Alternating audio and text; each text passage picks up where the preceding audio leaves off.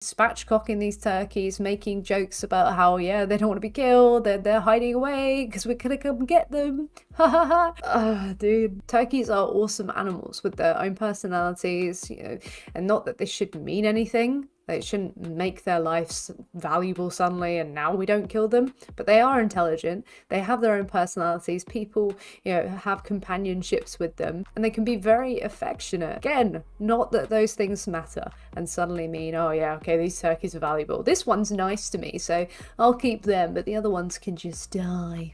Killing these turkeys. I also have a question. So, why do vegans worry about turkeys on farms and the rest of the maybe 5 or 6 farm animals, but they could care less about any of the wild animals that are dying because of plant agriculture? So we have harvest season where many smaller animals are mulched to death, but it's not limited only to the harvest time.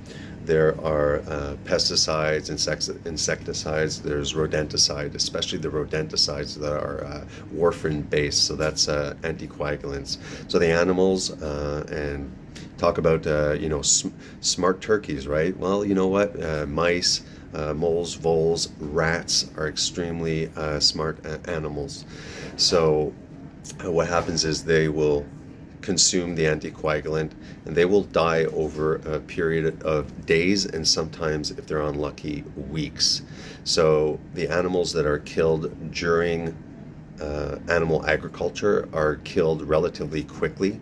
The only unethical aspect of that is some places where the lifestyle, how they're living, the living conditions prior to slaughter, that can be easily reformed, and we should go back to the original grass-fed structure where the animals are eating grass. This is a resource that is completely useless for us. There's no nutrients in that grass, but when the cow consumes it through bacterial fermentation, you'll get all of these new nutrients that are essential to humans. Going back to the crop deaths, these animals will suffer over a period of days and weeks.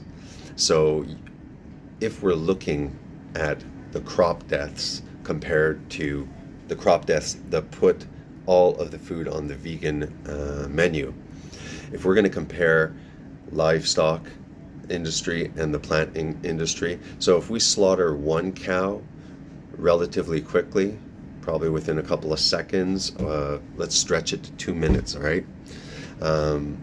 Can we say that that's one death for the vegan menu? That's one death for the omnivore menu.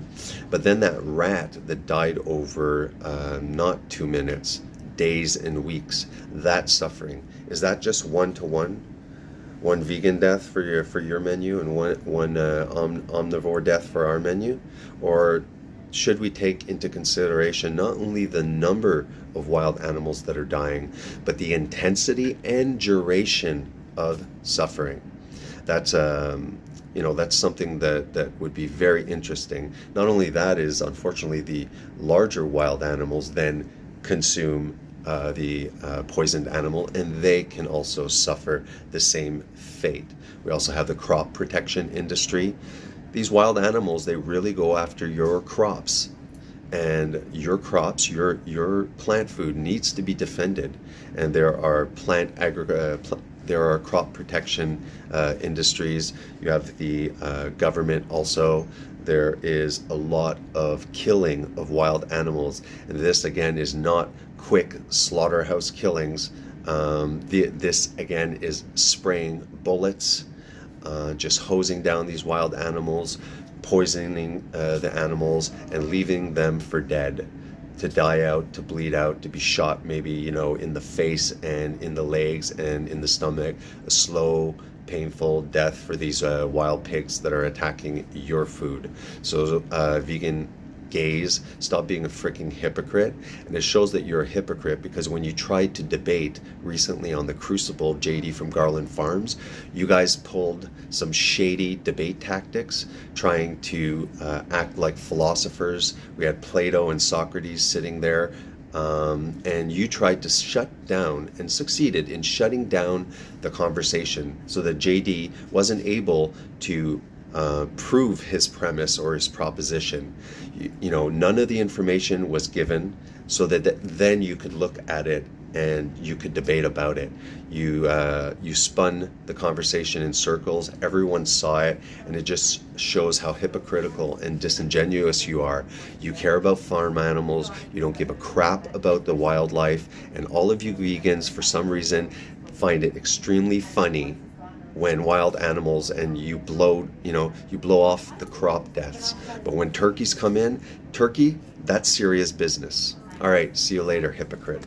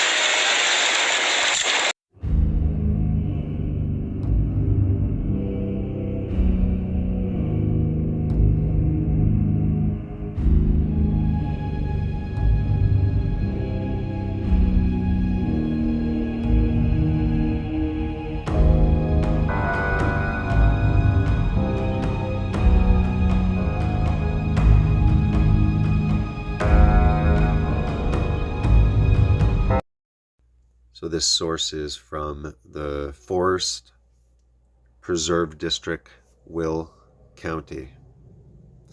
The title is Using Rat Poison to Control Rodent Infestations Can Have Devastating Effects on Other Wildlife. So many animals, including birds and mammals, depend on rodents like mice and rats as a reliable and steady food source, which is why the effects of these products, the rodenticides, can be so far-reaching. Every meal these animals eat may include these harmful anticoagulants. These unintended victims of rodenticides may be able to survive with small amounts of the anticoagulant in their system, but it can build up to dangerous and even deadly levels as they consume more and more affected prey. And these exposures can be nearly universal across ecosystems and food chains. In a study conducted by the National Park Service in the Santa Monica National Recreational Area in California, 94% of mountain lions, 92% of bobcats, and 83% of coyotes studied had been exposed to anticoagulants in rodenticides. Among the coyotes in the study, rodenticide poisoning was actually the second leading cause of death. Similarly, in 2020, study of red-tailed hawks conducted by a veterinary medicine professor, Cummings School of Veterinary Medicine at Tufts University, 100% of birds studied tested positive for exposure to anticoagulant rodenticides. This is where, I technically could push and say that these deaths can probably stretch to weeks. If these animals that are second and third generation larger animals eating over periods of time, these anticoagulants starting to have gastrointestinal bleeding, other health, health effects of internal bleeding. I'm sure it can also stretch, but let's keep it to 10 days, 5 to 10 days, because at least I have that I can pop up. I wouldn't want to be called out as a hypocrite saying that he's saying weeks and weeks and it's only 5 to 10 days. The whole point is whether it's even 5 days, 2 days, 3 days. The point is that even though in the worst slaughterhouses, you're going to have a much quicker death. These guys don't want to torture the animals. They just want to get through the product and get home and collect their paycheck. So when we're looking at the wildlife and the suffering that occurs with the wildlife, whether it's the raining of bullets onto them, the destruction of their ecosystem, the poisoning, and this is not just about rodenticides. All these chemicals that they're spraying and stuff like that have detrimental effects. All right, guys, have a good one.